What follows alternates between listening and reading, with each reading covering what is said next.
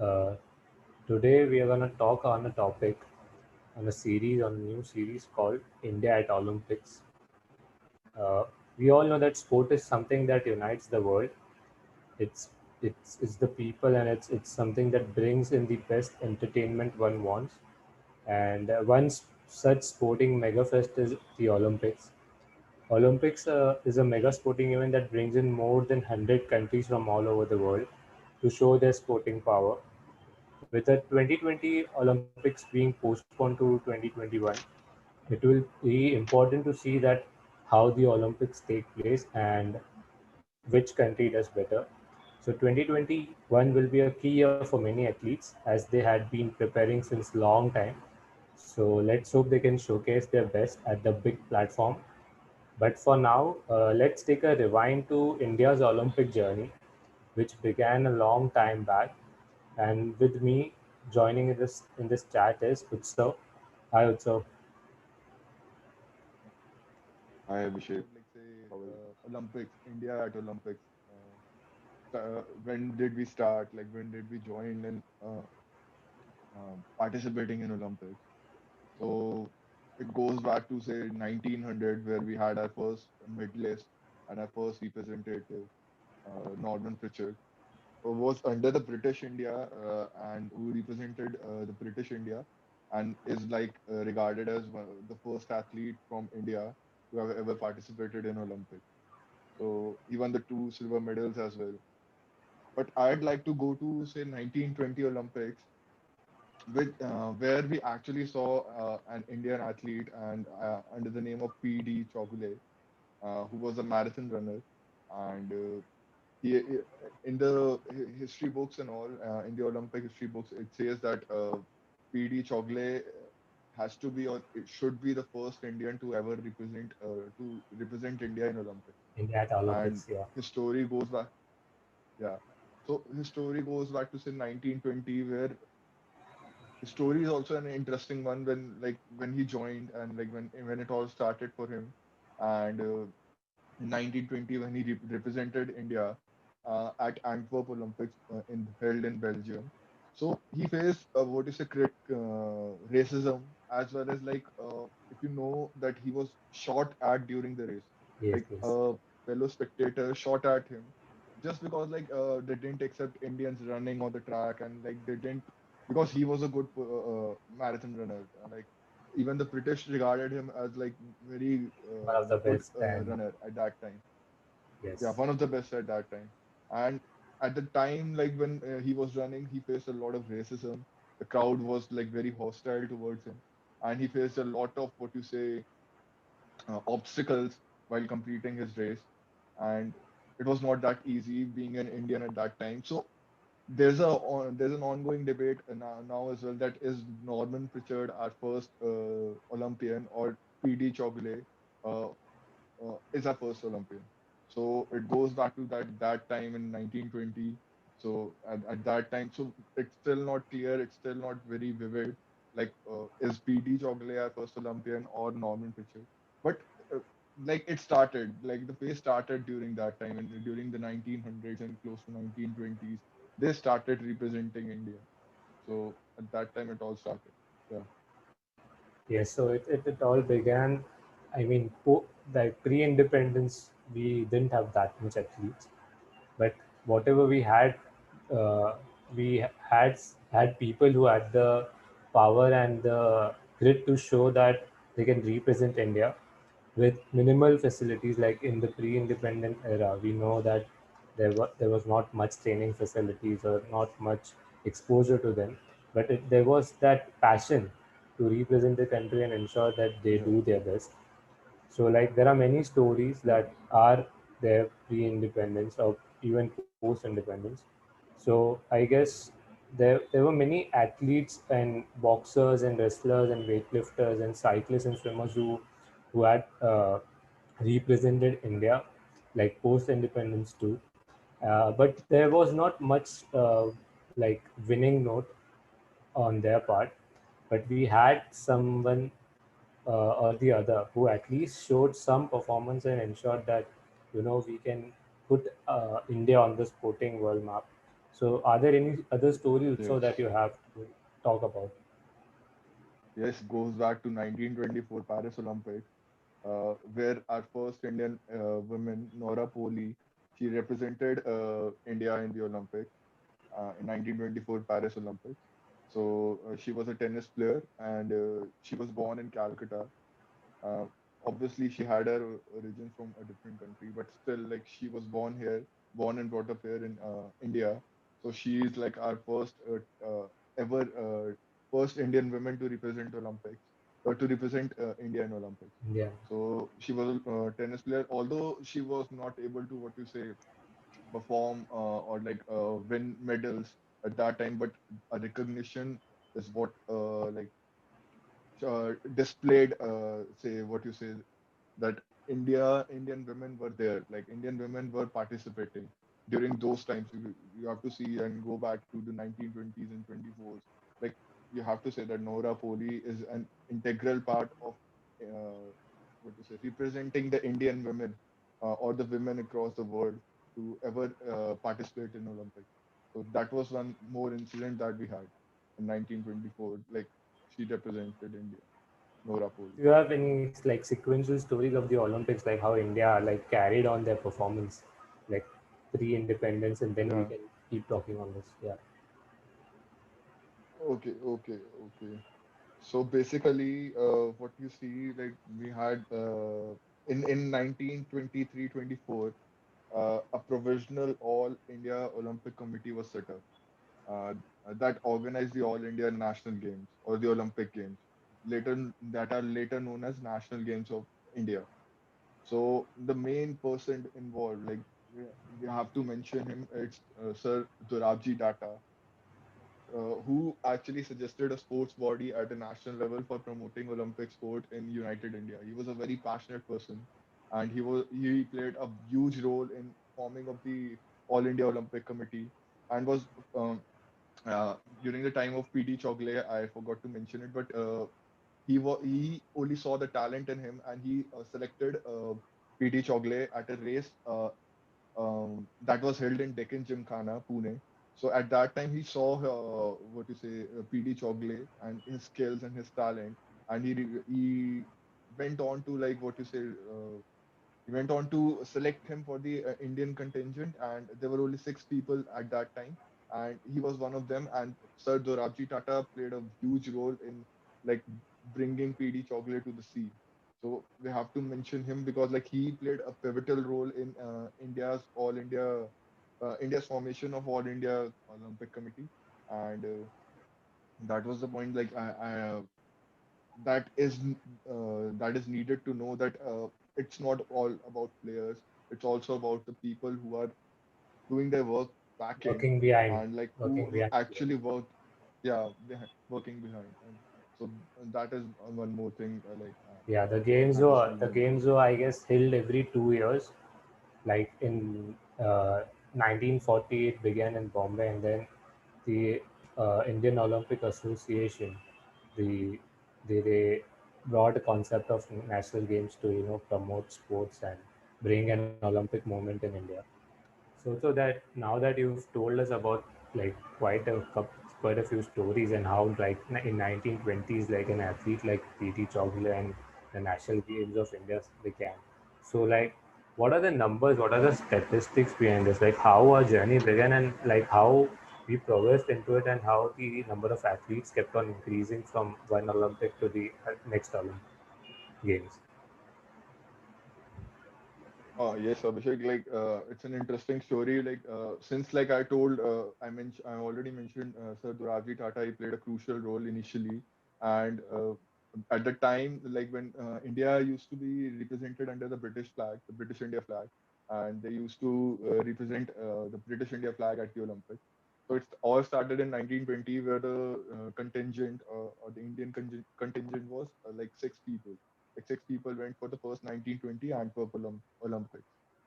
Post that in 1924, it increased to 14 in the Paris Olympics. In 1928, it increased to 21 at Amsterdam, and in 1932, it decreased by one, say 20 to 20 members. And in 1936 it went up to 27. But during this time I have to tell you that these numbers don't justify us representing in various sports. It was like more of like 11 of them were from hockey, Hockey, yeah. so these members are included. So in 1920 there was no a hockey team at the Olympics. In 1924 it was there, and like apart from that only three members were there in 1924 Olympics. Post that it increased, and 1936 it increased to 27. After that, when we got our independence, and that is the time like it all started for Indian athletes and Indian players, and like they started representing in more of the sports, and it increased to the numbers like heavily increased to 79 members. Like 79 members were sent to the 1948 London Olympics. So that's a huge number for a country who just got independence. And getting prepared, just you think about it, like in 1947 we got our independence, and in 1948 we are ready with like 79 members. That's a big thing. Like it's a big Bigger thing number, for a yeah. country as dominated by, like, what to say, like, or ruled by the colonial the Britishers uh, for say 200 odd years. So this shows like the progress of sports that was happening at that time. And like the sports had never left India. The sports has never left India. It has always been there.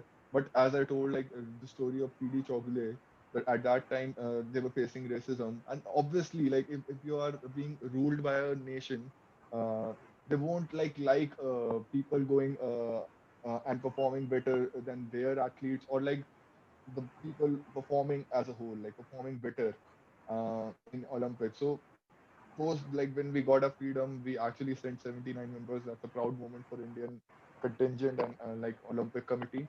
And yeah, so basically these are the numbers, like, uh, that should have been mentioned and that should be known to the people. Yeah, yeah. As you said that, like we had a like very much dominant hand in hockey, but they were like in 1948, like the rest of the Olympic contingent, which had athletes, boxers, wrestlers, and weightlifters, swimmers, many, they didn't have much like a rememberable outing. But one athlete that I heard of that was really good, was a notable exception, Henry. was Henry Rubello. He was a 19-year-old from Bangalore, and he was considered one of the favorites to win a medal in the triple jump.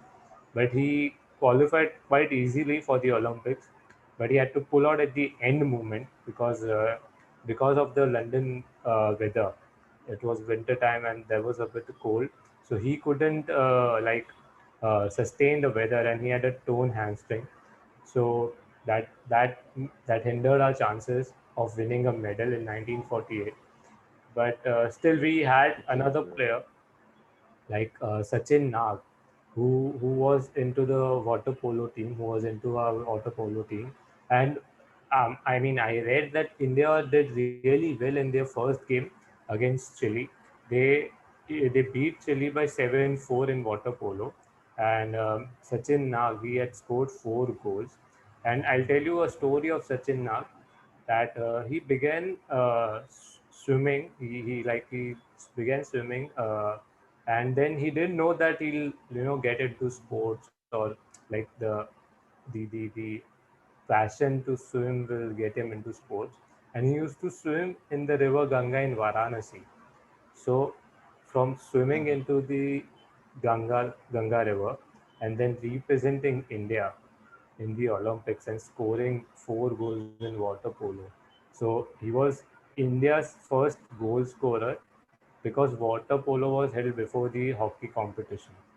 So it tells us that Yeah. there were many players, there were teams that had the power to, like represent India and showcase themselves.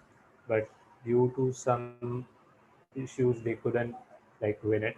Like as I said, the water polo team, they lost it against a really good team in their in the quarterfinals against Netherlands, and they were ruled out of the Olympics. But anyways, like it wasn't our time in that sport, but yeah, because we were dominant in hockey. But anything else also, like? when do you like actually when do you like get to hear about like India representing in water polo nowadays? Like we Yeah, don't yeah. even We get don't to hear get to like hear that. is India representing in water polo and all. But so, see, you had a story and like we got to know like Sachin Nag. Now I hope like we remember this name because it has to be remembered, right? And like so these are the stories like unknown stories. Like I'll tell you one story about Indian football at the 1948 Olympics. Indian football, you know, the craze, the ISL, the I League. We know everyone because like the media covering it right now. Everyone knows like, yeah, so Sunil Shetty is our captain, and Gurpreet Singh is our goalkeeper. Sandesh Jingan is our like center back. Center back. Sorry, and yeah, center back. Sorry. So yeah, everybody knows like the media is covering each and every aspect of it right now. And I'll tell you a story of 1948 Olympics. At that time, Talimiran Rao was our first Indian captain, the first Indian football captain, Talimiran Rao. He was from Assam, right? Yeah, he was from Assam, yeah. And he represented like India, and like he captained the Indian team, and they had their first match in the Olympics. And you can you guess like against which team like they'd have their first match at the Olympics in 1948? Just like get a wild guess like, if you want. France, I guess. Yes. Actually, they're like the 2018 2018 World Cup champions, and Yeah. like France, like we faced France in the first match in 1948, and Indian football started all off with France. And just think about that situation scenario, starting off at 1948, both the teams, India and France, and the match was very competitive. It's not about the match. Like India ended up losing 2-1, and it was in the 88th or 89th minute that the French scored the winner. And Yes. the first goal, like the first Indian goal scorer was like Sarangapani Raman. He was the first Indian goal scorer, and the match was a very tight affair, and it had 17,000 crowd, a crowd of 17,000 spectators watching the match, and like the excitement and the match being so close. So India started off like very well, and like although they lost, but they had like great admirers at that time because like I'll tell you one thing. What Talimera now said after the match, like he said that, well, you see, we play football in India, whereas you play boot ball. It's like to say that you guys like play with your boots and all, and like we just play football because like we are bare feet Bare and feet, like we are yes. playing just for the sake of it. Yes. So that's a big thing at that time. And during the 1948 Olympics, we faced off with the current world champions. And who would have thought that? Like, and we gave them a great fight as well. And after that, the trajectory of Indian football, we know, like it went like ups and downs and ups and downs. And Yes, yes. so you feel a bit sad, like going because like as a history, the first game had started, we would have thought like, okay, now we are competing with the likes of France, and in the near future, if everything goes well, we'll be also the world champions in Indian, what do you say, in football. But now we see like India struggling in like say beyond 100 rankings, and like struggling to even qualify for the Asian Cups and in like Asian Games and all. So we feel a bit sad, like listening to these stories, hearing these stories, reading about these stories. What would have happened like if India would have continued on that particular run, and like India would like have improved, the structure would have improved, the coaching system, the players, the athletes, everyone would have come together, and just like it's about what ifs, and like it's all about that, like Yeah, yeah. what It's if it's that it's would have just about happened, what. that. Yeah, it's just about those ifs. Like if we would have worked on those ifs, and we would have ensured Yeah, that okay, 1948 we had a team. They competed against France, against a really good team. As you said, they are the current world champions. So it was all about like covering those ifs and ensuring that we just don't be dominant in a particular sport. Like when we were in hockey, then hmm. it doesn't mean that we have to be dominant in hockey. And if now that we are dominant in cricket, so we cannot be dominant in cricket only. We have to look after many other sports. We have Yeah, to be dominant in those sports whether it is a team sport or whether it is an individual sport. So it's all in the making. Let's hope that in the near future we be dominant in football too and many other sports, because we have that much, Mhm. I would say, we have that talent. It just needs to be like put on Absolutely. the right foot, and it needs to be like carried forward in the right direction. So let's hope that like that happens, and we get to see really good sporting culture and sporting achievements for our country in the future also. Yeah, just think about it, like people getting qualified for Olympics. It's a big thing seen in India. Like, if even Indian gets qualified for the Olympics, like they are the happiest. And then what exactly is like we are competing with, say, 200 odd more countries who are like, what do you say, good in one of the sport disciplines. This thing. And what do you say, like if India can improve the overall structure. We don't have, like, what is a lack of people here, lack of talent, lack of skills, just about the structure. I think so, Yes. like carrying out things properly in a proper manner. And we can see India, like, as we are like seeing our current sports minister saying that mission 2028, it's like 2028 Olympics, we expect to see India in top 10 countries of the Countries, world yes, yes, in yes. Olympics. So they've set a target and we can achieve it. We can achieve it. And like going by the history, we know that like we have got off to start. We have been unlucky in between. Some of the other problems might have arisen in some of the other sports, but we can do it. We know that we can do it. Yes, As a we nation, we can, can we do can. it. And for us, like we have to stay together and support our nation. Yes, definitely we can. And I mean, we will, as you said, that there is a target in mind 2028. We want to be into top 10 and we will be. So we all know, like, coming to the end, to end this, like, we all know, like, how we've been dominant in hockey, and India is like the most successful country ever in the Olympics when it comes to the field hockey. But hockey is the national sport of India, and from 1928 to 1956, India dominated field hockey at the Olympics. Like what players we had, what goals they used to score, and again the same thing, bare feet. They used to play bare feet, and like winning and like astonishing six straight gold medals while remaining unbeaten in the competition too. But we all know that how things have changed and how the things are.